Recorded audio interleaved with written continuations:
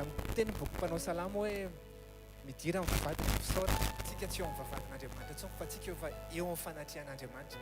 Izao no tenen'ny ten'Andriamanitra hoe fisaora amin'ny zavatra rehetra fa zany sitrapon'Andriamanitra amin'ny Kristy Jesosy. Tiako sika nandratra ny tanantsika amin'izao fotoana izao hisaotra an'Andriamanitra. Inona mety zavatra mitranga eo amin'ny fiainanao? Mety hoe problema be, mety hoe tsy mandeha ny asa, inona dia ndao hisaorantsika an'Andriamanitra. Raha eo amin'ny anaran'i Jesosy mankasitraka anao indray izay androany fa fantatray fa Andriamanitra tsara ianao sady mpanao tsara Jesosy. Andriamanitra tsy mety ratsy eo amin'ny fiainana izany foana ianao Jesosy. Mahafantatra ny fihevitra fiheverana anay ianao dia fihevitra mitondra fiadanana izany fahatsiloza. Androany sokafanay ny fonay amin'ny fankasitrahana. Na mety mbola be ny zavatra tsy tanteraka Jesosy dia oza hoe misaotra Jesosy. Mety hoe misy problème be dia oza hoe misaotra Jesosy. Mety hoe anatin'ny tsy fahasalamana dia oza hoe misaotra Jesosy. Tsy hoe antony fitadiavan-javatra ny isaoranay Jesosy fantatray fa ianao dia efa karakara ny fiainanay ary ianao efa tianay mihoatra tamina noloranao ny zanakao teo amin'ny azo fijaliana Jesosy. Tsy maika tsy omenao maimai-poana va ny zavatra rehetrarehetra. Tsy olana ny zavatra rehetrarehetra Jesosy fa ny zavatra rehetra dia efa vitanao Jesosy. Androany zay dia ilaza zay fa tena misaotra anao na dia na mitombonandro mbola omenao ary ny fahavelomana ny heriny tanjaka Jesosy ankasitrahana anao zany Jesosy. Tiako anao nokatra ny fonao androany isaora Andriamanitra ny amin'ny zavatra rehetrarehetra ao fiainana. Raha tsika tena isaotra no atolotra ho anao ny Andriamanitra tsara masina mandrakizay.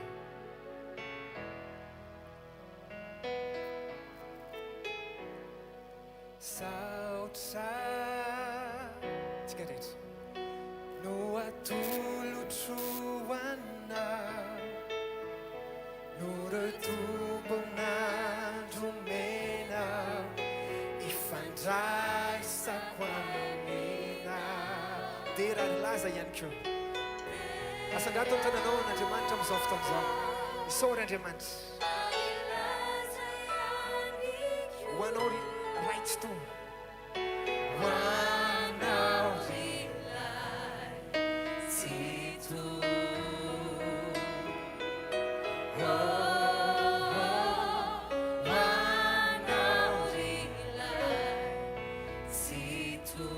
Avetsika ny saotra no atolotra ao anao. Halleluja. Saotra Jesosy. No atolotra ho anao Jesosy.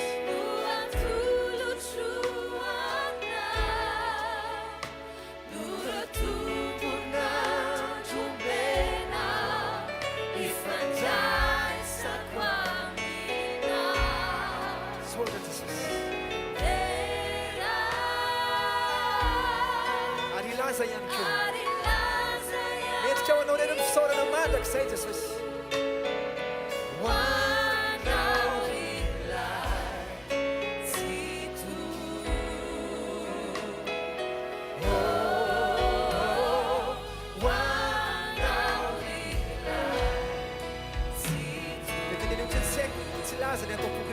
Jesus androany.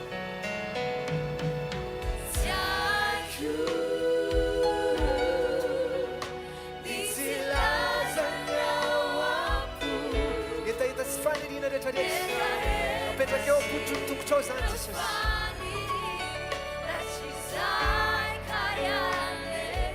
Dia ny hoe anilanao mandraka zany.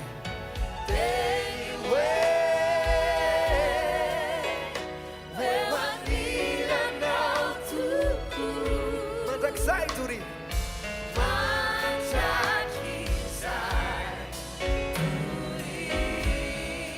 Mandrakizay dori Jesus.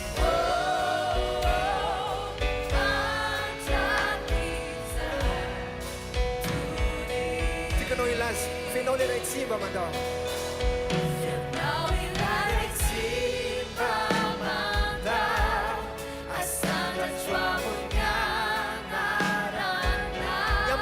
Tranzakao Jesus.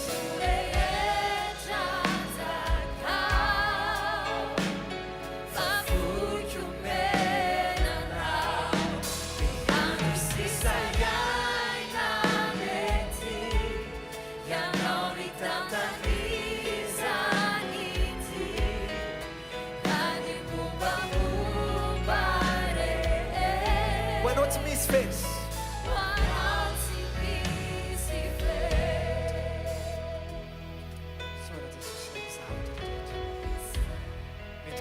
Anao mandrakizay Jesosy.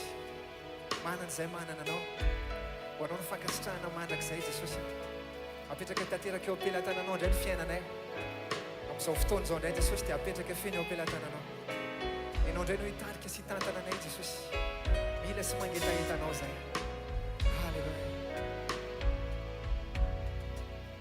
lazatsika farany fenao ilay ray tsimba manao fianao ilay ray tsimba asandratroavy ny anaranao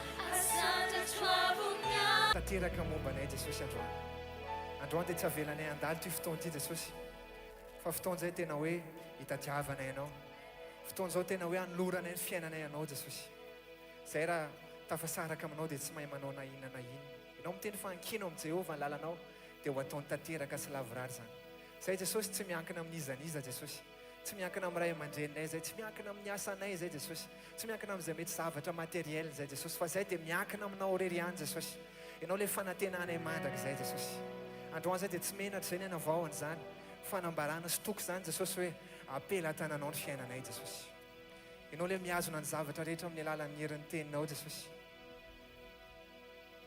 manatrefenao an'izao fotoana izao indray Jesosy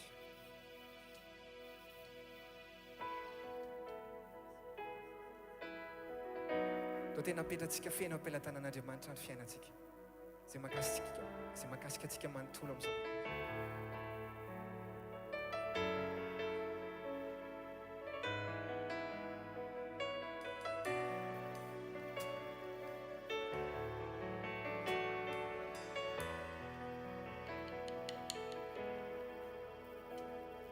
Tompo ianao no fiainako very aho raha lavitrana fianao no antony avelomako tsy nisy aho raha tsisy anao Tompo ianao no fiainako very aho raha lavitrana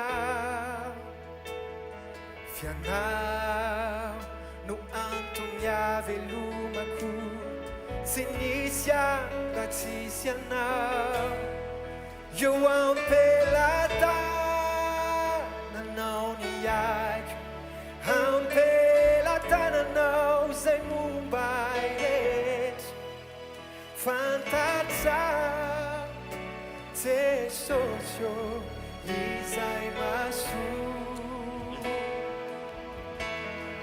eo am-pelatananao ny aiko am-pelatananao zay momba rehetra fantatra Jesosy ny fiainako zao tsika ilaza amin'izao Tompo ianao ny fiainako Tompo ianao ny fiainako very aho tenenana izy fenao no antony fahavelomako Jesosy no antony avelomako tsy nisy aho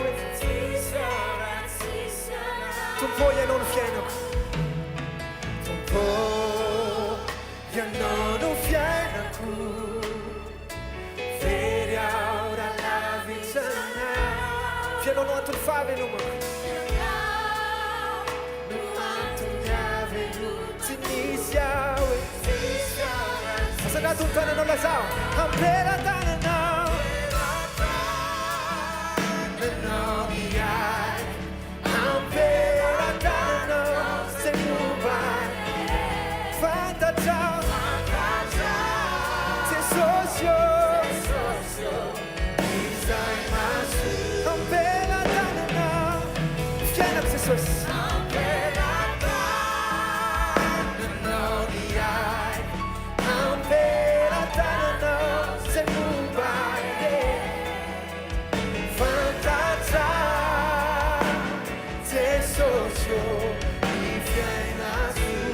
Fiantsika farany Tompo ianao ny fiainako halleloia Tompo ianao no fiainako very aho lavitra anao fianao fianao no antony avelomako fiainako ianao no fiainako very aho rahalavitsana fianao no antony avelomako tsy misy aratsy ampelantananao ampelantananao miay ampelantananao zay momba fantatsa Jesosio ampelantananao halleluja ampelantananao miay ampelantananao zay momba fantatsa Jesosio fantatsa fantatsa izay masoa izay masoa fantatrao Jesosy ny fiainako fantatsa Jesosy ny fiainako fantatsa Jesosy ny fiainako ampelantananao ny fiainanay Jesosy manaka zay anao le vatolampy fialofana Jesosy ianao milaza fa mandalo zao tontolo zao sy ny filany fa zay manao sitrapon'Andriamanitra ny maharitra mandrak'izay ianao le vatolampy ianao le fiainana ianao le lalana sy fahamarinana Jesosy raha tafasaraka aminao zay dia tsy mahay manao na inona Jesosy androany zay dia aiza mony alehanay tahaka ny Petery zay mijoro zay Jesosy hoe tsisy ale zay raha vao lavitra anao Jesosy ao aminao rery any Jesosy ny vahaolana ho anay ao aminao rery any Jesosy ny mampety ny fiainanay Jesosy eo amin'ny fanatrehanao Jesosy eo no ilainay mandrak'izay Jesosy androany zay dia tena anambarany zany amin'ny fonay manontolo Jesosy fery zay raha lavitra anao mandrak'izay Jesosy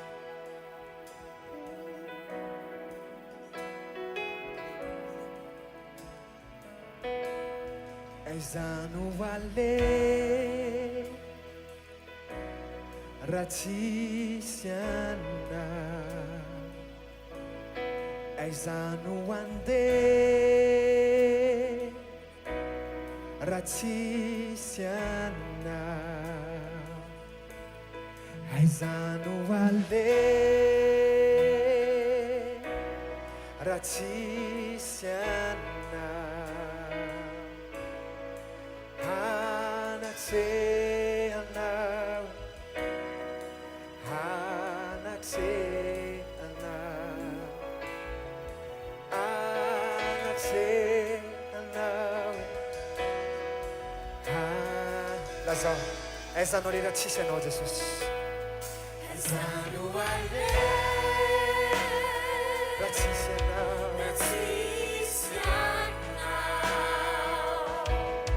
aiza no andeha raha tsisy anao aiza no andeha raha tsisy anao anatrehanao Jesosy anatrehanao Jesosy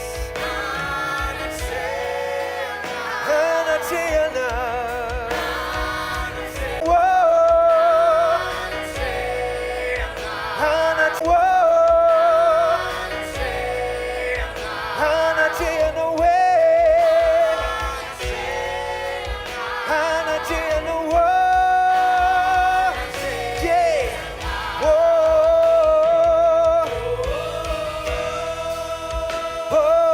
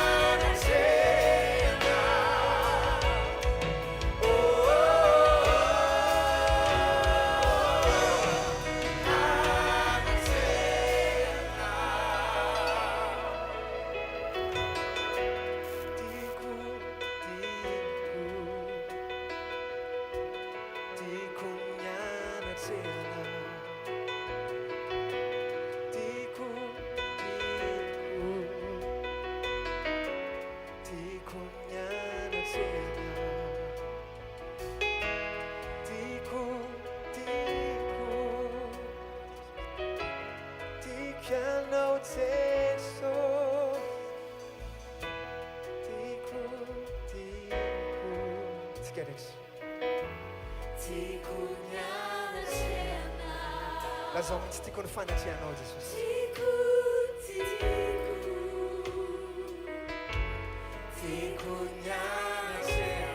Mangitahita ny fanatrehanao zay Jesosy androany.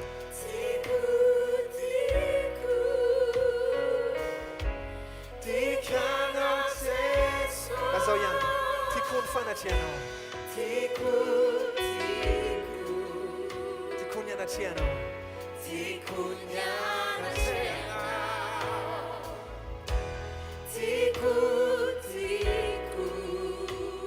anatrehanao Jesosy.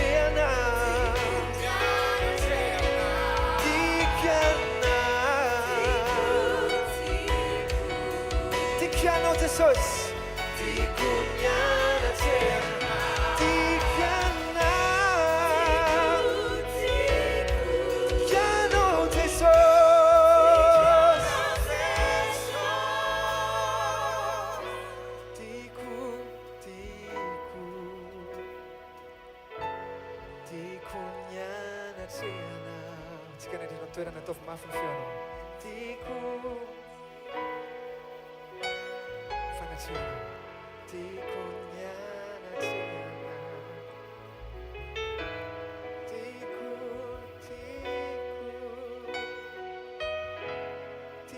anao Jesosy. Tiako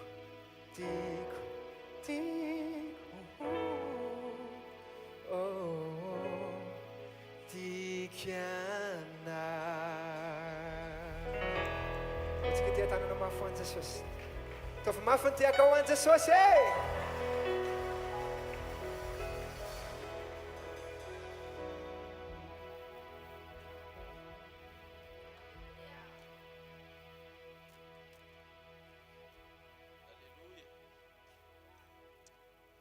Tsika isotra an'Andriamanitra hanofo fantanantsika any amin'i Jesosy isotra azy amin'ny fotsika manontolo.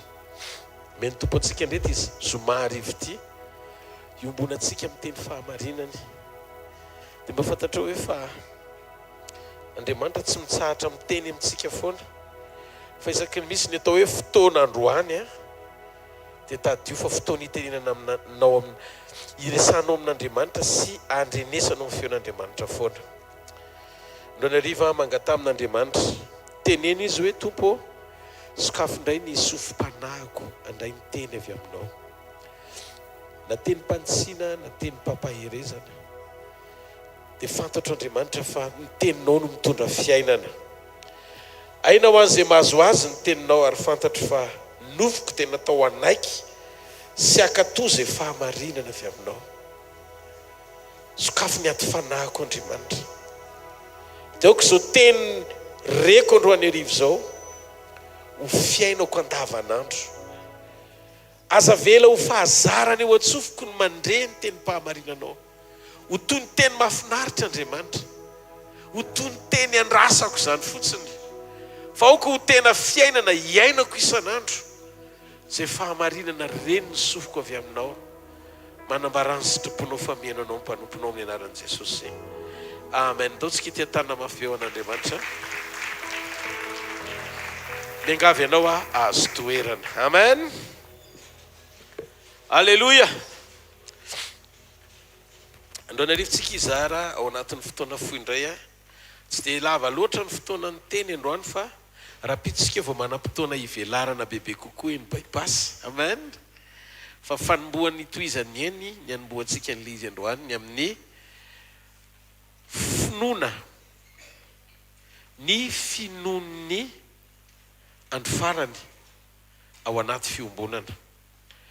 Mino an'Andriamanitra tsika, matoky an'Andriamanitra tsika fa lay endriky ny finoana tena andrasany Jesosy amintsika amazanak'Andriamanitra tsika, zay tsy nitovy mihitsy tamin'ny endriky ny finoana tany amin'ny testamenta taloha, fa finoana zay omeny Jesosy ny zanany amin'izao andro farany zao. Mateo 4:12 manomboka amin'ny 5:20 ka hatramin'ny 7:30. Ny finoan'ny andro farany zany. Mateo 4:20 ka hatramin'ny 7:30. Ary tamin'ny fiambenana fahaefatra amin'ny alina dia nakeny amin'ny mpianany Jesosy mitsangatsangana teny ambonin'ny ranomasina. Ary no nahita azy nitsangatsangana tambonin'ny ranomasina ny mpianatra dia raiky tahotra ka nanao hoe matotoa io, dia niantso izy no nitahotra. Ary Jesosy niteny taminy niaraka tamin'izay hoe matoky fa izao ihany aza matahotra. Ary Petera namaly azy ka nanao hoe tompoko, raha ianao ihany dia asaovy manantona anao eny ambonin'ny rano aho. Ary hoy Jesosy manatona dia nidina ny ela kely Petera ka nandeha tambony rano anantona an' Jesosy. Fa raha nahita ny rivotra na rivotra mahery izy dia natahotra. Ary raha vao nilentika izy dia niantso hoe tompo vonjeo aho. Ary nanintsitra ny tanany niaraka tamin'izay Jesosy dia nandray azy ka nanao taminy hoe ry kely finoana, nahoana ny mianahany ianao. Ary rehefa niakatra teo tsambokely izy dia nitsahatra ny rivotra mahery. Tadio tsara fa misy zavatra tiany Jesosy volena ao anatin'ny mpianany, zavatra tsy dia mahazatra ny olombelona fa tontolo tian'Andriamanitra isehoana aminy sy ampahalalana azy. Tsy le resaka mirakla loatra hoe andeha ny ambonin'ny rano le izy, fa ny fahafahan'ny mpianatra mihitsiny mametraka ny lanjan'ny teny ho akatoaviny mihoatra no ny teny saintsainy sy ananany be dia be fotsiny avy amin'ny faniriana ao am-pony te andren'Andriamanitra miresaka aminy. Teto Petera dia nanomboka fanomboana tao amin'ny sekolon'ny finoana niaraka tamin'i Jesosy vaovao. Fanomboana vaovao le izy. Mbola tsy nisy mihitsy mpianatra ny tompona olona tany aloha nandeha teny ambony rano.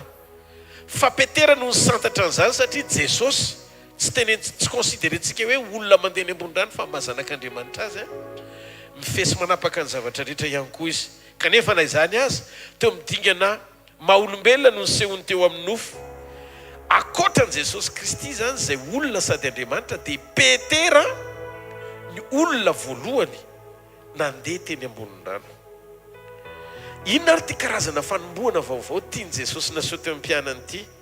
Ary ndraisantsika lesona ahafahantsika tena hoe miombona amin'Andriamanitra bebe kokoa, misitraka ny herin'ny teny miasa ao amin'ny toe-po tena makatoa izay lazain'Andriamanitra amintsika.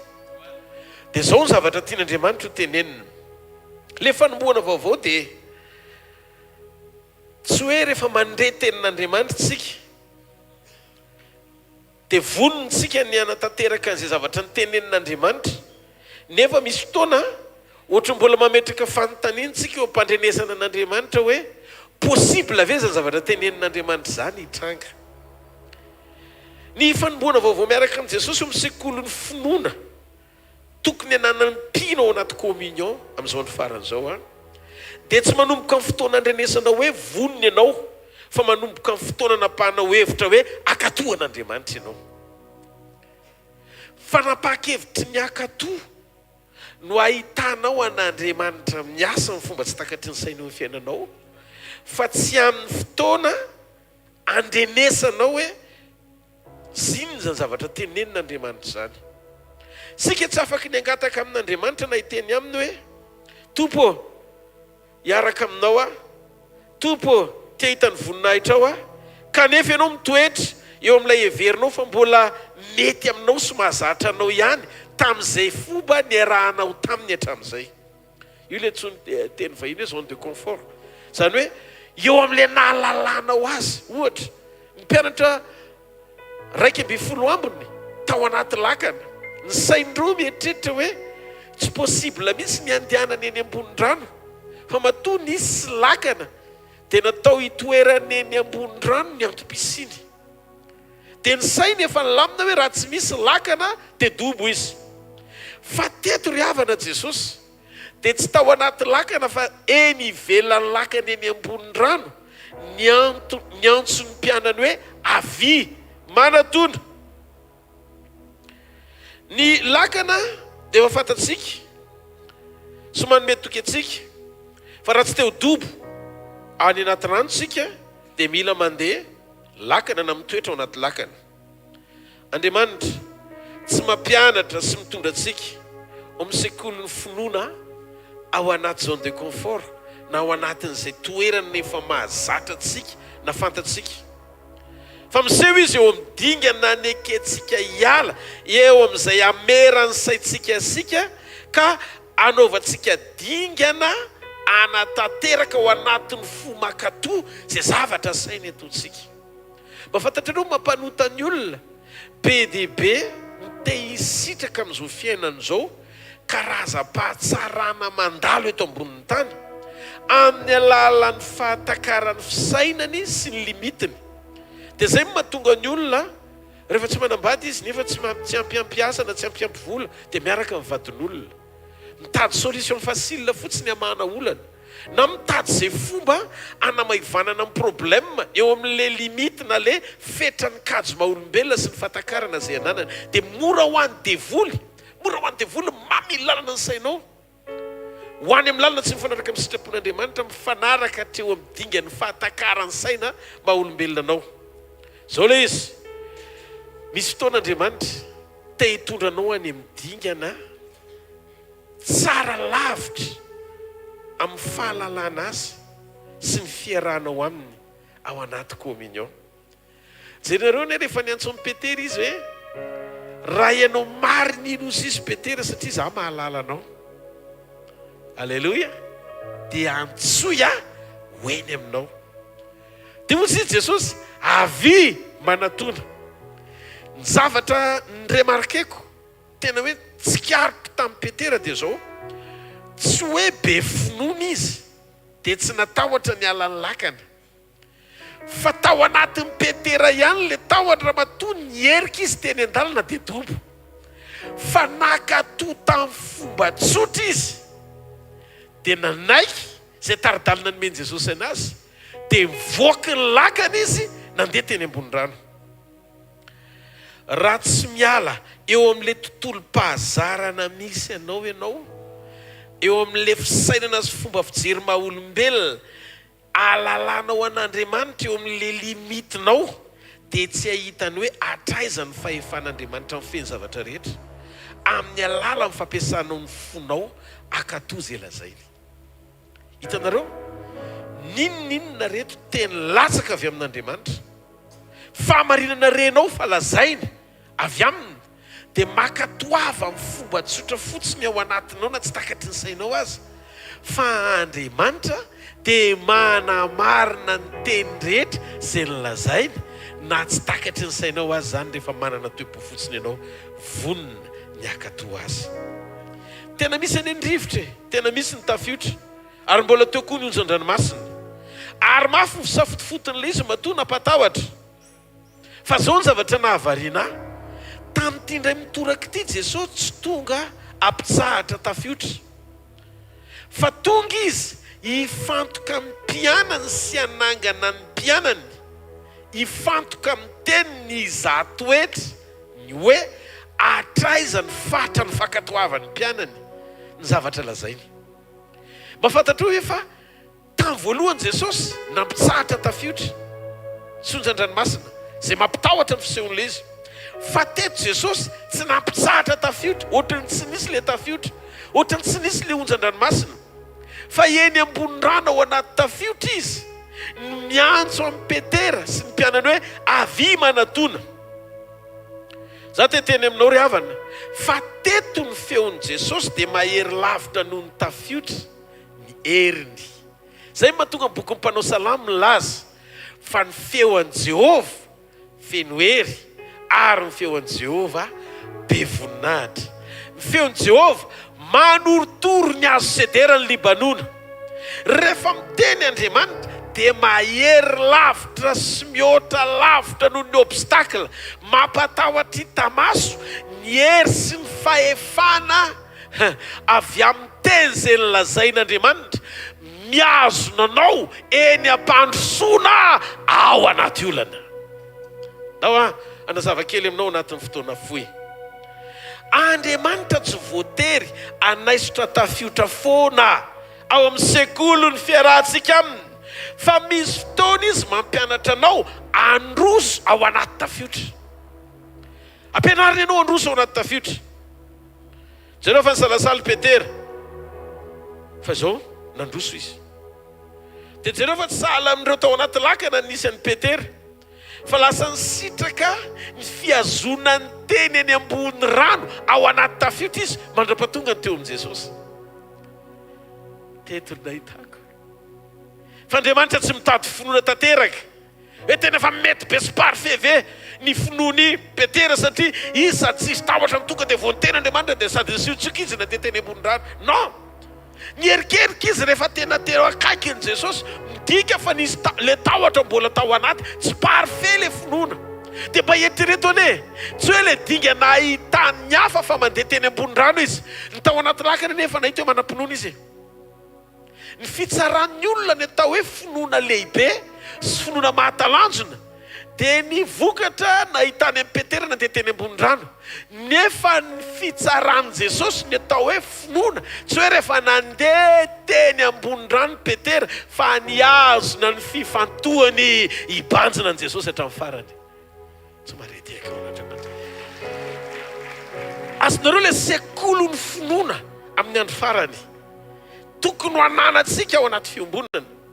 Tsotra le izy, Petera tsy hoe mety be ny finoany, natahotra izy raha mivoaka ny lakana matoa ny erikerika izy dia dobo rehefa avy eo. Fa zao tsy le finoana tanteraka no ilain'Andriamanitra, fa finoana authentique. Iny le finoana authentique tadiavin'Andriamanitra io? Mibanjina mijery an'le tompony teny sy mpanefa an'le teny. Zay ny mahasamihafa ny Hebreo 1:12 sy ny Hebreo 2:12. Ny Hebreo 1:12 fa ny finoana dia fahatokiana ny zavatra antenaina, fanehoana ny zavatra tsy hita, testameta taloha iny. Fa ny finoana amin'ny testameta vaovao, Hebreo 2:12, mibanjina fotsiny an Jesosy tompony finoana sy mpanefa an'le teny lazainy. Andao hitiatarana mafy be ho an'Andriamanitra. Andriamanitra tsy mitady finoana tanteraka. Zay no mahavon'ny kristianina be dia be miezaky ny ino miatrika olana dia mamaritra ny endriky ny finoana amin'ny fafahany mandeha eny ambony rano. Ny tanjona tsy mandeha eny ambony rano fa mibanjina n'le tompony teny ny laza, fa mivoatra ao anaty lakana dia avy manatona. Inona zany io karazam-pinoana io? Finoana makatoa fotsiny. Tenenina akaikinao, finoana makatoa fotsiny zay lazaina. Tena jero tsara masony tsy adatovy, tena apatokiny tsara. Finoana makatoa fotsiny zay lazain'Andriamanitra hoe. Raha mieritreritsika zany hoe hiaraka amin'i Jesosy, hiaina ny finoany ny andro farany ao anaty fiombonana, dia zao tsy hoe misaintsaina fotsiny zay zavatra tenenin'Andriamanitra, fa ianao zaka an'le teny afaky no entiny fanahy any amin'izay tiany hitondrananao. Daso aloha. Nandray le phrase ohatrany somary sarosarotra kely, fa averiko tena doucement, tena moramora kely ny anazavako azy zao le izy tsika zany tsy tonga eto isaintsaina fotsiny zay zavatra tenenin'Andriamanitra atsika fa mampiasa ny fotsika anaiky ho any amin'izay akato ho any amin'izay dingana tia ny teny hitondrana atsika amin'ny alalany fitarihan'ny fanamasina zay ngamba no mazava kokoa ka eto ianao no erany hijanona ao anaty lakana venao sa androso anao dingana ianao manko tsy natsoiny hijery rano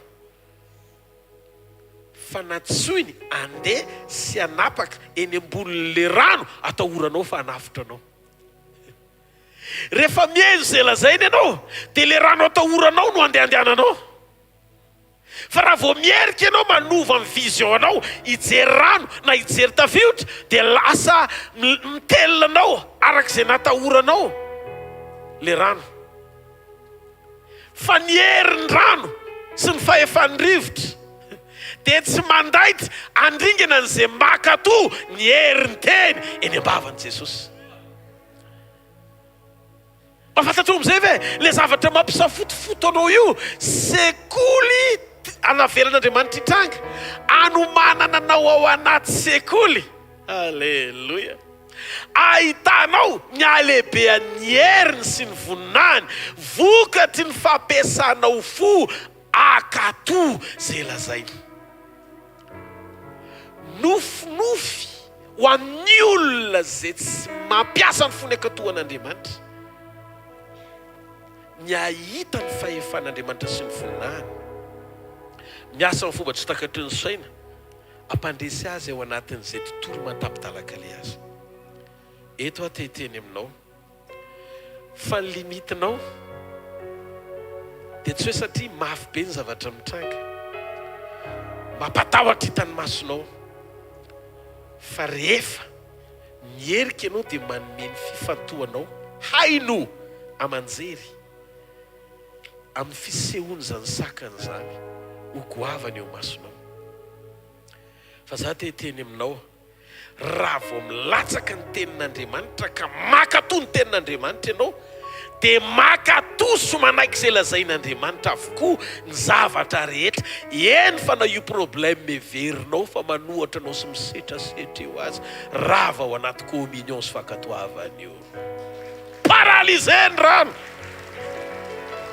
tsy afaka nanao ny asany rano.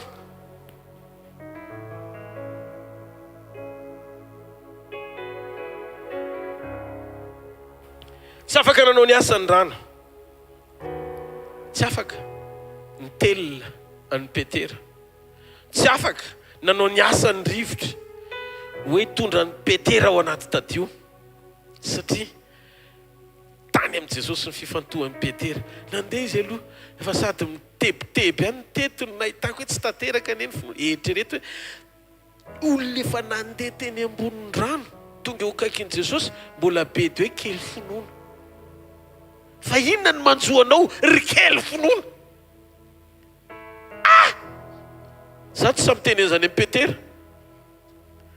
satria na nahitako azy eo amin'ilay dingana ny eo mivoaka ny lakana aza dia efa zavatra tsy azo azavaina ho an'ny 2 ambiny. Nareo koa ve tsy ohatra izany? Fa rehefa tonga teo amin'i Jesosy teo Jesosy tsy izay ilay karazam-pinoana tiako ampianarana anao satria eto tsy ampianatra anao hifantoka amin'ny tafiotra ho atsahatra fa ianao ny fantohako andeha sy anapaka miatika ny zavatra atahoranao sy mahavoafetranao. Ny fankatoavanao ny teny dia tonga ny herin'ny teny azonanao eny ambony rano fa tsy handetika ianao. Rehefa mifantoka amin'i Jesosy ianao dia tsy manam-pahefana hitelinanao ny rano fa rehefa vilinao lalina amin'ny fifantohanao dia lasa ny tafiotra manao zay tiany ary ny rano manao zay telemana anao. Mahita ny olona tsirairay avy tonga eto tsy hanandraharaha any amin'izay mety ho vahaolana ilainao ianao ny amin'ny tafiotra tsahatra sy ranomasina tsy telinanao fa hijoro ianao amin'ny fahatokina, iaino izay lazain'Andriamanitra anao amin'ny fankatoavana izay lazainy tanteraka, dia azoko antoka orinany ty androany arivo ty fa ny zavatra hitranga farany eo amin'ny fiainanao dia tsy ny zava-misy hitany masonao, na ny renesi ny sofinao, na ny mafy lalovanao, fa zay lazainy Jesosy ihany. Halleluja. Ahoana ny sehoany zany? Zay ny mahatsara ny sekoly ny fiombonana e. Satria ny dingana voalohany, sekoly ny fahefana, mianatra mampiasa ny fahefana. Jereo olo kely eo, tonga tafiotra. Naka foazy ianao fa maty zay. Dia nitsanga ny Petera namohan'i Jesosy. Maty zay fa mifoazy ianao. Dia ry tafiotra, mangina. Ry onjan-dranomasina, mitsara zany hoe konsiderena ny fisian'ny tafiotra sy onjan-dranomasina atsahatra sy ampanginina. Fa tamin'ity tsisy resaka nidiran'ny fampitsarana tafiotra mihitsy fa fifantohana tamin'ny Petera sy ny mpianatra. Zay ny mahatsara ny leson'ny communion. Ny leson'ny communion sekoly farany alohan'ny iverenan'i Jesosy. Satria ny tanjon'ny finoana ao anaty communion dia ny ampiorina-nao hiota ny limitinao ametraka ny teny ho akatoavinao ho ambony sy mihoatra lavitra no fanoherina rehetra misy eto ambonin'ny tany. Ianao tsy mifankahita amin'ny olana fa ianao mibanjina an Jesosy tompo sy mpanefa ny finoanao. Tsangany an-tanan'izay azonao fetsiny zavatra zaraiko zany. Amen. Ka eto tsosotra mandrava sakana no ilaina, fa olona tsangan'Andriamanitra anapaka eny ambonin'izay zavatra atahorany fanafitra azy. Rehefa ianao mifantoka amin'ny Jesosy, miombona amin'ny Jesosy, dia izay lazainy Jesosy eo manapaka ao anatinao. Dia izay feo hafa rehetra tsy tafiditra any anatinao, fa lasa mahery ianao satria tsapanao fa lehibe izay ao anatinao no izay misy eo amin'izao tontolo izao misy ianao. Noho izany masonao mibanjina azy dia maneho ny mariky ao anatin'ny fonao fa olona tena zaka ny teniny ianao akatoasy sy misy fepetra. Zany hoe mahatonga antsika misy fotoana lasa raha vao vary indrina ianao ka tsy manaiky hoentin'ny fanamasina sotarian'le teny reny sofinao dia lasa tsy mibanjina an Jesosy ny fifantohanao. Fa le tafiotra nitanao nahoana ary izy ty Andriamanitra, ohatry ny tady ho tobo, mafy be ny zava-misy, ohatry ny letiky tsika izany a, ohatry ny mafy ny zavatra mitranga. Dia inona ny zavatra ataonao? Mitanisa olana. Fa rehefa mibanjina an Jesosy ianao dia izao no ataonao: Tompo, tsy maninona, fa ny zavatra azoko antoka dia izao, misy fiadananao manapaka atao anatiko. Ary io fiadanana io tao amin'ny Petera, io le fiadanana mihoatra noho ny fahalalana rehetra.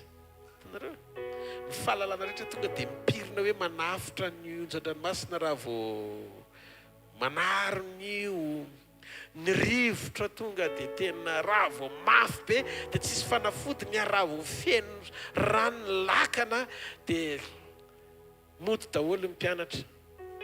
Fa ny tompo rery sisany azo atenena fizy neny ambony rano. Jesosy tsy ohatra zany. Eo amin'ny toerana misy an Jesosy dia manaiky azy ny lalàny voary rehetra. Rehefa misy olona eo manaiky an'Andriamanitra dia izay olona makatosy manaiky an'Andriamanitra izay dia ekeny ny zavatra rehetra. Hoy Jesosy, hoy Andriamanitra boky Isaia toko 1:1-9. Inona ny teneny? Raha manaiky sy makatoy eo ianao dia inona ny vokatsoa amin'ny tany? Ty tany ty mihitsy ny amoaka ny soa no an'ny olona izay manaiky sy makatoy azy. Tsy natsoiny hijery rano ianao fa natsoiny andesy hanapaka eo ambonin'ry Petera.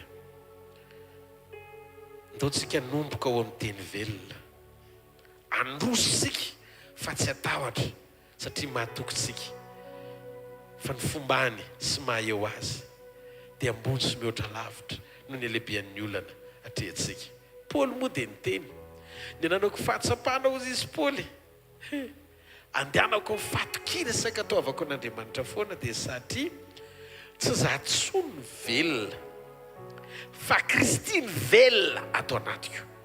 Ndao nitsika isaitsailan'izany ao anaty communion. Inona ny lesona tsika tsoahana? aza mierikerika loatra ao anaty tafiotra ianao ry Petera fa mifatombo-banjina an Jesosy Kristy tompo sy manefa ny finoanao. Ny hoe izy ny velona atao amintsika dia izy no hery ao anatintsika. Izy tanjaka manetsika atsika. Izy ny voninahitra manarona atsika. Rehefa mibanjina an Jesosy sika dia very ny hery sy ny fahefan'ny zavatra rehetra manohatra atsika, satria rehefa Kristy ny velona ao anatinao, ny hery sy ny fahefana rehetra dia makato ny pary azy. Tsy noho ianao fa noho izy velona ao anatinao. Ny andraiky tao mampanaiky ny fonao sy ny ao anatinao ho zety ahafahany fahavelomany sy ny heriny manapaka sy manjaka. Zay no mahatsara ny toe-po makato manaiky an'Andriamanitra, mora tarihiny satria ny olona velona ao aminy tsy miaina ny fahavelomany eo amin'ny nofo fa mahita ny fahaveloman'Andriamanitra. Tsy mareteka eo an'Andriamanitra. Misy dikany hoe tsy za tsoa ny velona fa Kristy ny velona ato anatiko ao amiko. Ary Jesosy niteny satria velona dia velona koa nareo. Dia ahoana zany hoe fahaveloman'i Jesosy zany? Manomboka amin'ny ahoana zany? Tsy hoe any amin'ny kisetrasetra-pahefany, tsy any amin'ny kisetrasetrana mirakla akory fa iny manaraka ho azy. Fa ity le tena lalàna fa velona ao anatinao izy dia manaraka ho azy roa ambony rehetrarehetra ireo. Tokony izy no hita rehefa miteny ianao. Rehefa mandeha ianao na mihetsika dia ohatra azy mity ny fitiavanao manodidina anao. Dia zao no izy tonga dia renao ny ao anatinao fa ny heriny no manapaka eo amin'ny fiainanao, satria renao mihitsiny fa raha vao misy feo mitady andemy anao dia tsaronao fa izy mivelona ao anatinao.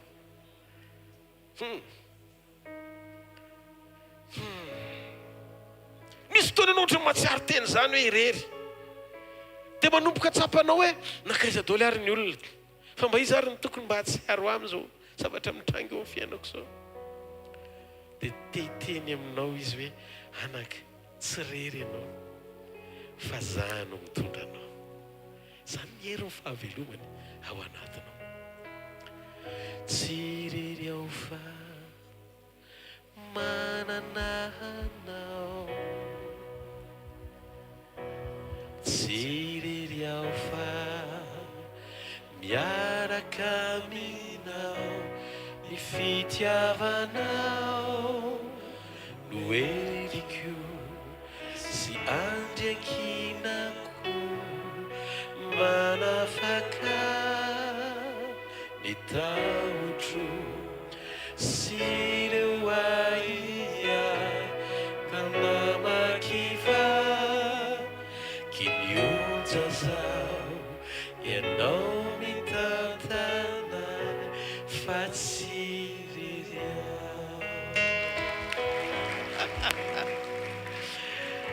Rehefa eo amin'ny fiainantsika izy dia metsapanao fa rehefa izy ny velona eo akaikinao dia manomboka metsirenao no maizy ianao, fa manomboka miakatra ao anatinao sy miseho amin'ny alalanao no maizy azy, satria ny fisiny eo amin'ny fiainanao dia mihoatra lavitra noho ny fisinao. Enoy, rehefa manafitra anao amin'ny fahafenony izy dia tsy afaka hanafitra anao amin'ny aviny ny ranomasina. Tsisy dingana manafitra anao ny amin'ny fiainana izay lalovanao ka handifitra anao rehefa manapaka eo amin'ny fiainanao ny fahalehibiazana, satria qui zut Deus, iza no mahery no Andriamanitra. Dia azonareo amin'izay finoan'ny andro farany tsy mitoky amin'ny kery fa be finoana, fa makatoa an'Andriamanitra dia matanjaka ho azy le finoana authentique ao anatinao, satria amin'ny fotoana iombonanao aminy dia manomboka mahazo toerana ny fahalebiazany manapaka ao anatinao, dia manomboka renao ny fiainanao, fa manomboka tsapanao ny fitombony ao anatinao. Asio tehaka mafy be ho an'i Jesosy. Zany no finoany ny andro farany ao anaty fiombonana. Tsy finoana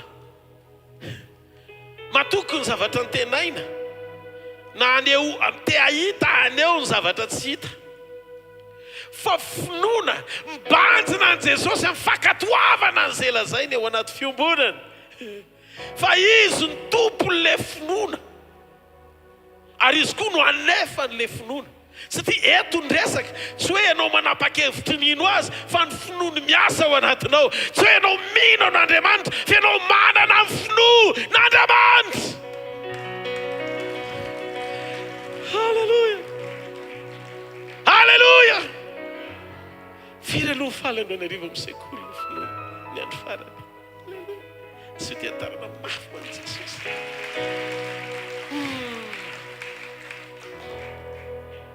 Ianao ny tsy hoe mandalo aizina, sy aloko androany, dia midika efa ho dobo hatreo ny fiafarana hoe fa le voninany mamiratra ao anaty aizina hatramin'ny voalohany.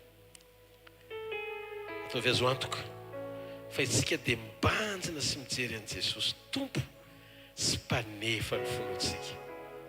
Galatiana 2:2-4. Zany ny fanoloran-tena amin'ny Paoly. Tsy Paoly nitady finoana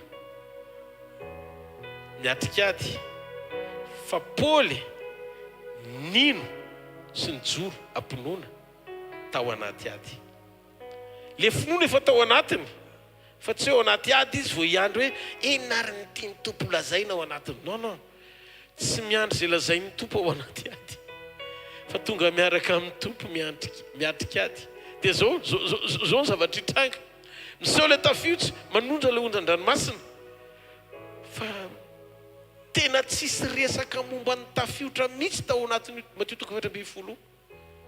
Hoe o tompo riny ohatra mitady anafitra antsika, fizy mianaka mifampitatana dia miresaka mandra-pahatonga ao anaty lakana. Dia ozy Jesosy hodisokonareo, tsy ty lakany ity tsy mety dobo, na mitoetra ato anatiny ity nareo dia tsisy tafiotra, fa rehefa tonga ao za dia mitsahatra ho azy eo. Misy zavatra natao hitsahatra ho azy, fa tsy militaraina na vao mitsahatra. Ny tafiotra rehefa ifatohana dia manenonena izy, dia mizesta be le rano te hanafitra. Fa rehefa tsy ifatohana izy, fa omena voninahitra Andriamanitra, dia manenonena ao izy aloha mbola eo, fotony tsy renao koa re misy izy. Dia tonga amin'le fitenenana hoe hoenina izy. Tsy tonga tany amin'ny tanjony. Halleluja. Azonareo ve zany? Tsy tonga tany amin'ny tanjony. Ny tanjony ampangovotra anao. Rehefa tsy mifatohanao izy, fa Kristy velona ao anatinao no mitondra anao, dia manomboka mihiry ianao. Halleluja. Ianao no antom-pisiko Andriamanitra. Ny fanatrehanao ny ilaiko. Amen. Eo amin'ny tamana, eo amin'ny te-hisitraka, eo amin'ny mitroka. Amen. Satria ny rehetra amin'ny fisiko dia ianao. Zay mahatonga antsika tsy andevozonositra, fa manaja fanatrehana. Zany mahatonga ny ositra tsy hoe te hitombo ositra aho, dia totototo ianao.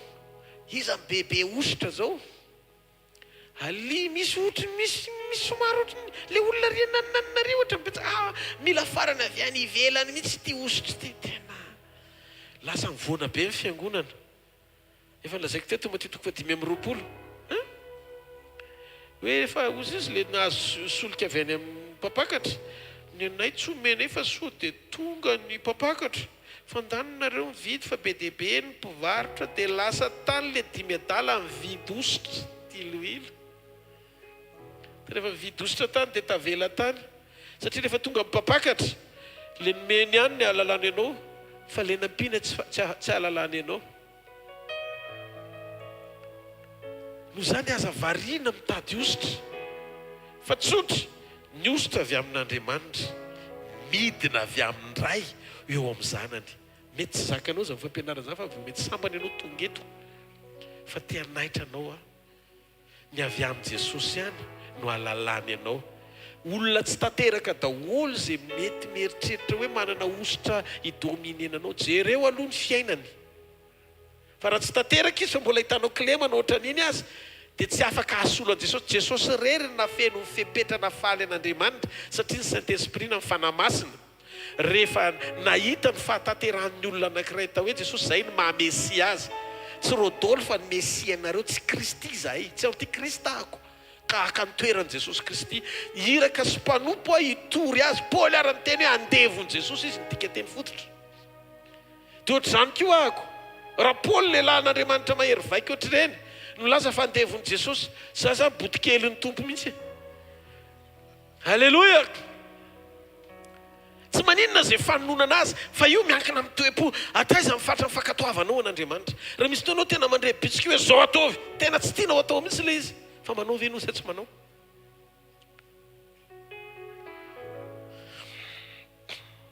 Ndao hibanjina an'i Jesosy. Izy no hery sy tanjaka ho antsika. Ny voninany no eo amin'ny fiainantsika. Raha tiantsika nitombo ny herin'Andriamanitra amin'ny alalan'ny fanany, hitondra anao ny midingana mihoatra noho ny raha alanao rehetra, dia ozy izy alanao ny ota, alanao ny eloka, tianao ny fahamarinana. Fa Andriamanitra dia Andriamanitra ao, efa nanositra diloilo mihoatra anao noho ny raha alanao rehetra. Ny fitombonao miavaka noho ny hafa dia eo amin'ilay dingana ahaizanao manday eloka. Sy tia fahamarinana. Dia Andriamanitra mampitombo azy. Ary zay mahatsara ny toe-panatoriana anairana anao mba hahafahanao hiaina sy hisitraka ny fampitomboan'Andriamanitra ny fahasoavana eo amin'ny fiainanao. Manome fahasoavana bebe kokoa izy ho an'ny manetry tena. Fa Andriamanitra manohatra ny mpiavonavina fa manome fahasoavana ho an'ny manetry tena. Ny fitombona amin'ny toe-panahy no atonga an'Andriamanitra hiasa ampitombo anao amin'ny fahasoavana, ary izay ihany koa ny ampitombo anao amin'ny fanosorany. Afaka hampandroko amin'ny huile d'olive ianao, defotra hatramin'ny volonao satria vita batisa tamin'ny huile. Fa mivoaka avy eo ianao tsy hanala amin'ny toetra ratsinao zany. Fo miofo no rasan'Andriamanitra. Fa tsy solution ty ivelany, osikosorana midaraboraboka daholo. Za tsy manohatra ny fahafenoan'ny fanara fa teny izay ny teny isehony. Fa tsisy dika ny alalan'Andriamanitra anao, na midaraboka ipito azy ianao dia mamosodizina be, voaka tsy analakely anao miteny ratsy. Ndao ny teny fahamarinana ho filamatra ny iainantsika. Matahotra an'Andriamanitra verena, matahotra an'Andriamanitra. Mandeha amin'ny fahitsiana, tia fahamasinana, mandeha amin'ny fahamarinana, matoky am-po zay lazaina, makatoa an'Andriamanitra. Izy zay olona zay, tsy ngany an-tana zay olona zay mity hafa mafy be ho an'i Jesosy. Mity hafa mafy ho anazy. Mandeha anary hiaino zay. Dia isan'andro ataovy reny ny fonao mihitsy hoe tompo te hakatoanao ary manomboka androany dia hakatoanao. Raha mbola misy ny atao hoe androany zay ny mahatonga ny Mosesy ny teny mampianaranay hakatoa ny teninao anananay fohendry isan'andro. Tsy ny teny izy hoe isam-bolana na isa-taona fa isan'andro. Ny antony tsy fantatra na ora hariva na ora pitsy maraina mipapakatra ny tonga. Raha taraiky tsy teo mpakatoavana azy ianao fa nanao ny tsy nety, nefa fantatrao fa fanahinina ny anaovanao an'ilay izy satria misy zavatra tsy aritrao eo amin'ny nofo ohatra. Dia renao mihitsy mifanamasina miteny hoe tsy iza ny zavatra ataonao zany anaka. Dia nao fa mbola hisisika anao an'ilay izy. Dia ndao ny antsika eritreritra fampianarana izy ny afaka andisony izao teny izao. Izao no lazain'i Jesosy miambena mandrakariva. Tsy izany miteny an'izany fa Jesosy. Fa manao Jesosy miteny hoe miambena. misy zavatra tokony ambenana, tsy mandeha gona amin'ny fiainana. Dia ndraindratsika tena maro tena, eny e, iny ve moa tsy hitany fantany fa no ny fahasoavana iny dia eny e, fa milamina ny amin'iny no ny fahasoavany. Ny fahasoavan'Andriamanitra miandry anao hibebaka, fa tsy hoe maniraka anao anota. Fa zao manomboka androany ambeny toy ny anak'Andriamaso, tsy vokatry ny ezakao, fa ny fampanekenao ny fanahy masiny hitaridarana anao amin'ny fahafenony ao anatinao. Dia enao indray le petera manaraka andeha eny ambony rano. Halleluja. Mbataio e ahitondra ny fanahinao, ka sy ho alala aho tsy alami ny fanatrenawe, meu fahendrena tsisy isike, tsy anao angano, meu finona marisike, andeha ambony rano. Mbataio io e ahitondra ny fanahinao, ka sy ho alala ampio aho tsy alami ny fanatrehanao, meu fahendrena tsisy isike, tsy anao angano, meu finona marisike, andeha ambony rano.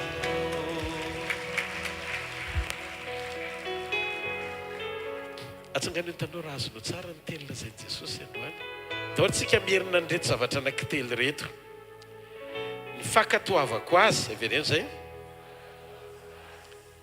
ny mahatonga ny zavatra rehetra akato ho azy. Akato ho azy zany hoe makato amin'izao fotsiny zany ny zavatra rehetra. Averiko a, ny fankatoavako azy an' Jesosy zany, ny mahatonga ny zavatra rehetra akato ho azy. Raha izay. Faharoa indray ty, rehefa mpakatoa dia makato ny zavatra rehetra. Dia ny anankiray fahatelo, ny fisiny eo amin'ny fiainako dia mihoatra lavitra noho ny fisiko. Tandremo a, efa nanao fanekeny ianao dia manao voatra ny Daniel. Na ianao rery azy dia fantaro fa eo izy. Ny maha eo azy eo amin'ny fiainanao dia mihoatra lavitra noho ny maha eo azy rehefa miontsika. Ianao rery ny tena eo izy, mihoatra noho ny maha eo antsika rehetra. Noho izany tandremo rehefa rery ianao, mihoatra lavitra noho ny maha eo anay. Sutetanina mafy ny tompo. Rehefa avy eo ny toyiny.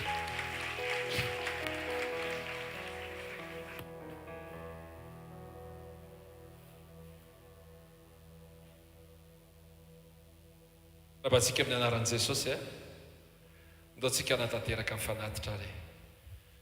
Dia ampatsahivina foana ianao ny teny ilain'Andriamanitra.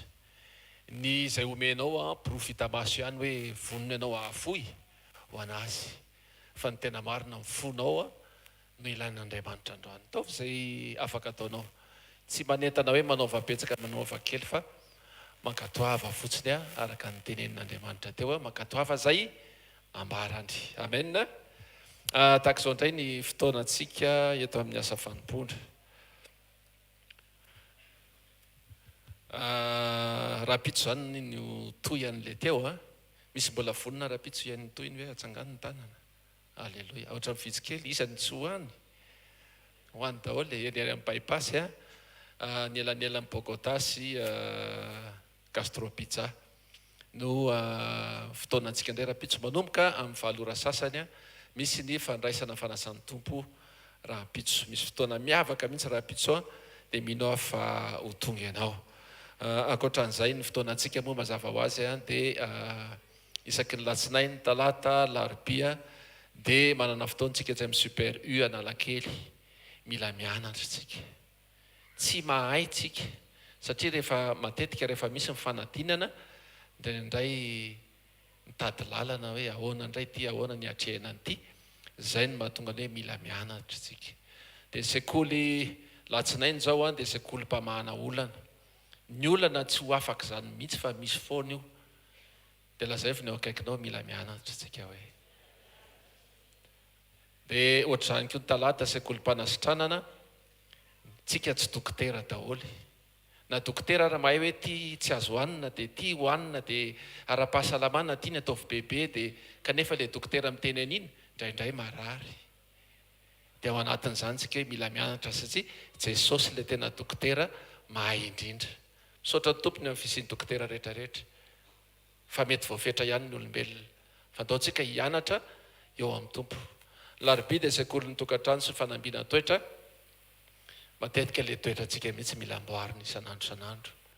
Tsika zao efa mba mihevitra hoe nahazo teny androany dia araka ny resahan'ny mpanompon'Andriamanitra tonga etsy dia voahitsaka ny tongotra dia inona no mivoaka ny vava? Tongotra! Alleloia! Dia ataontsika hianatra satria ao anatin'ny toetra mila amboarina ny tsirairay avy. Lakamisy moa dia misy ny ery amin'ny shalom ny fifadikanana. Dia verinetitsika ny Zoma amin'ny efatrora. Dia izay ny fotoanantsika azadino miaino ny FM 90.8 hvkl radio. Misy ny eny amin'ny tambazotra tserasera, misy ny hvkl-mission, dia misy ihany koa ny hvkl any amin'ny YouTube, hvkl-mission. Ireny fotoana rehetrarehetra ireny mba ahafahantsika manohy foana ny fiarahantsika amin'ny tompo, mba hiditra lalindalina foantsika amin'ny fiombonana. Ndaontsika hiara hitsangana ary anome anolotra izao fanaty zao ho an'ny tompo. Raha mety ianao dia ainjiro ety anoloana ny tananao dia akipinao amin'ny masonao dia hitodika n'Andriamanitra amin'ny fonao. Ray amin'ny anaran'i Jesosy misaotra anao zay. Mankasitrika tompo satria raha ny zavatra miseho amin'ny fiainanay dia tsy takatry ny sainay. Fa zay fanambaranao ilay fahamarinana, zany manafaka anay tsy ho andevo. Ambaranao fa tokony hankatoy zay dia manaiky fotsiny izay Andriamanitra. Lazao zay tianao atao, lazao zay tianao ambara, lazao zay ho fiainanay Andriamanitra fa manaiky izay. Dia androany manokana manantanteraka izay araka ny nambaranao ihany koa hoe aza miseho foana eo amin'ny fanatrehako tsy mitondra fanatitra. Mankatoy an'izany zay Andriamanitra dia manantanteraka an'izany. Raisiko akasitrao tompo ho voninahitry ny anaranao rery ihany ka sion tsirairay avy zay tonga eto androany. Aza vela izy diso anjary manana zay hevitra heverana ny tsirairay anao Andriamanitra. Ary mino zay fa tsara daholo zany. Dia mankasitraka tompo amin'ny anaran'i Jesosy. Amen. Ataontsika tehaka mafy voninahitry Jesosy. Andaisantsika antoampon'Andriamanitra. Alleluia. Zao ny finoanan'ny testamenta taloha, finoan-javatra, fatokiana ny zavatra, fanehoana ny zavatra, fa ny finoana ny testamenta vaovao finoana an' Jesosy. Ao tsy mifantoka amin'ny zavatra fa mifantoka amin'ny Jesosy. Ataovadreo ny tananao Jesosy rery ihany. Izy ny filazantsara soa. Tiafa mafy an'Andriamanitra. Dia zao ihany koa satria tsika tsy mitoky amin'ny zavatra dia tsika tsy hoe mitsodrano fanatitra fa mitsodrano ny olona zay nanao fanatitra na zay tsy afaka nanao fanatitra fa manana fo ho an'Andriamanitra ihany koa. Olona ny tsofina rano fa tsy zavatra. Tsy hoe entina daholo ny stylo-nareo dia tia nentina ny fianarana dia lasa mazika ilay stylo satria nentina tamam-bavaka. Tena reko mihitsy fa ilay stylo ny tsofina rano iny ohatry nisy nitondrany mandainga ianao.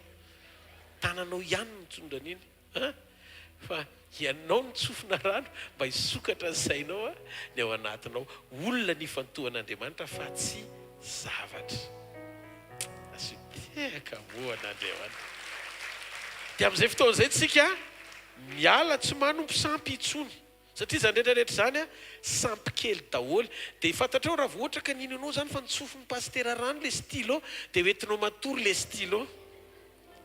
lasa ipetrahan'ny fonao le stylo, le succès anao lasa any amin'le stylo fa tsy any amin'le Andriamanitra nanome saina sy fahendrenao anao mba hanananao fahatsilosaina teo ampanaovana an'le fanadinana. Tononona sady dia ny aty tapatapany taona fa mipaka fanadinana rehetra afaka daholo amin'ny anaran'i Jesosy.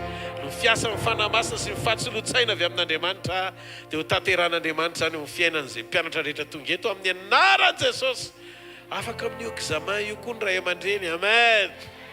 Na amin'ny fitaizana ny ankonana, na eo amin'ny asa aman-draharaha, na eo amin'ny fiainanao andavanandro, reny toerana rehetrarehetra andehananao reny izan'Andriamanitra toetra amin'ny fonao dia ahitany manodidina anao fa misy mpakatoan'Andriamanitra, misy olona tian'Andriamanitra eo amin'ilay toerana, ao amin'ilay ankonana, ao amin'ilay manodidina ho vavolombelon'ny anarany. Dia raha vao tononona hoe izy izay olona izay dia ny anaranao no hita eo. Amen. Mandehana amin'ny anaran'i Jesosy Kristy avy any Nazareta, fa ny fahasoavany sy ny fahatsarany ameno anao voninahitra. Tsy raha arak'izany ianao mandrakizay, tsisy fiadina anankiray izany voaforona amelezana anao ka ho ambinina. Fa raha ny mbola ny banjina sy ny toetra nijery an'i Jesosy petera dia tsisy ninina azo ny rano sy ny rivotra tao akoatry ny nanome lalana hoe mandehana. Fa vao nierika izy sy ny banjina tamin'i Jesosy fa nijery zavatra, rivotra, onjan-dranomasina dia dobo izy. Mino aho fa ny sekoly ny andro farany ampibanjina anao amin'i Jesosy ny solution tena tadiavinao indrindra eto ambony tany. Satria tsy misy anankiray mahasolo ny fisian'i Jesosy zany. Jesosy Kristy avy any Nazareta, izy no ilainao. Amen. Rehefa eo amin'ny fiainanao izy dia feno ny zavatra rehetra ianao. Mandana mody miaraka amin'ny fahafenony, mandana mody miaraka amin'ny fanasitranany, mandana mody miaraka amin'ny fanafahany, mandana mody miaraka amin'ny voninahity, mandana mody miaraka amin'ny fahatsarany rehetra. Ho ampiko ny fifaliana ianao, ho feno fiadanana ianao, ho fikisany fahasambarana ianao, satria ny fiadanam-po ao anatinao tsy miankina amin'ny tafiotra, tsy miankina amin'ny rano ny safotofoto, fa miankina ny miteny taminao hoe avy manantona. Ny antsony no ny valinao dia ny ranomasina ny tonga saina. Ho tonga saina io safotofoto, ilaminao azy satria izy no ifantohanao. Mandehana amin'ny anaran'i Jesosy, fa tsy ho diso anjara voatendry ianao eo amin'ilay tokana sady marina miteny aminao androany hoe indro ahombanao mandrakarivo ambara-pahatonga ny fahataperany zao tontolo zao. Dia hitanao any Jehovah ka hiaro anao, ampamirapirana ny tavany aminao ny Jehovah ka midra fo aminao, anandratra ny tavany aminao ny Jehovah ka amenareo fiadanana. Amin'ny anaran'ny Ray sy ny Zanaka ary ny fanahy masina. Amen. Aza miala kely aloha. Vaovao ho antsika rehetra mameno ity vaovao kely tia. Misaotra anao aloha nyjoro vavolombelona hoe sitrany ianao. Amen. Fa zazany efa mahafantatra hoe Andriamanitra mikasika fiainan'olona, fa aza menatra maneho ny voninahitran'Andriamanitra. Aza tenenina hoe ny antso amin'ny mpanompon'Andriamanitra ianona na ianona na ianona, fa tonga dia asonga dily fotsiny tsotro zao ny sitranin'i Jesosy fa ty zay mihitsy ny marina. Amen. Alleluia. Aminareo tena misy olona hoe tena fanasitranana tsy takatry ny saina mihitsy fa tena mahagaga ny nataon'i Jesosy taminareo. Maheno an'ilay pasteur nefa tsy hitako nareo mijoro vavolombelona manome voninahitra an'i Jesosy, satria militsika manome voninahitra azy ny amin'ny zavatra izay nataony. Misy olona be dia be lasa makany amin'ny fanompontsampy mitady fanasitranana, fa rehefa mandrezy eo amin'i Jesosy misy fanasitrana dia mpiasa ny fony izy hitady an'i Jesosy, satria izy mihitsy ny fanasitranana. Jesosy ny fanasitrana tamin'ny dekapoka izay nieretany. Ny famonjena zany tena mila apetrakitsika tsara mihitsy ny hoe Jesosy no nikasika anao, izy nanafaka anao, izy nanasitrana anao. Ny fanasitranana koa tsy voatery hoe zay no antony hanompontsika an'Andriamanitra.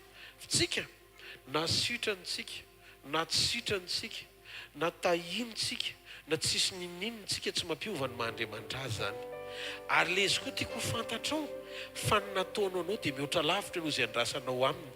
Noho izany no fanomezam-boninahitra azy dia ambony lavitra ny zavatra nataony, fa raha nisy nefa fahatsapanao fa nikasika ny fiainanao izy dia omeo voninahitra manokana fa tsy olona nanao an'izany, fa Jesosy nanao an'izany. Ndao no mba hitehantanana mafy be ho an'i Jesosy mpanjaka antsika. Amen. noho izany a misorata anarana rapitso maraina fa eo pasteur sandratra ndray en'izay zavatra nataon'Andriamanitra tao amin'ny fiainanao. Rapitso maraina ny sabotsy ny fotoanantsika ny baibasy ny amin'ireo vahaolana mahagaga ny amin'ny fiovampo indrindrindrindra zadino ny amin'ny fanasana ny fiovampo ny zavatra nataon'ny tomponany efeny ianao mandra-pahitanao ny voninany tao anaty fitsarana mamy eriny mianao an'izany avy eny am-bavanao. Amen. Satria sady ampahery anay zany a ny ampandroso ny hafa ihany koa sady zany zaroara ny fahasoavany fa ny fahasoavan'Andriamanitra ny fahasoavan'Andriamanitra maty izao anareo hitanareo ane Jehovah ka hiaro anareo ampamirapiratra ny tavany aminareo Jehovah ka mindra fononareo anandratra ny tavany aminareo Jehovah ka minareo fiadanana. Amen. Amin'ny anaran-dray sy ny zanaka ary ny fanahy masina amin'ny anaran' Jesosy. Amen.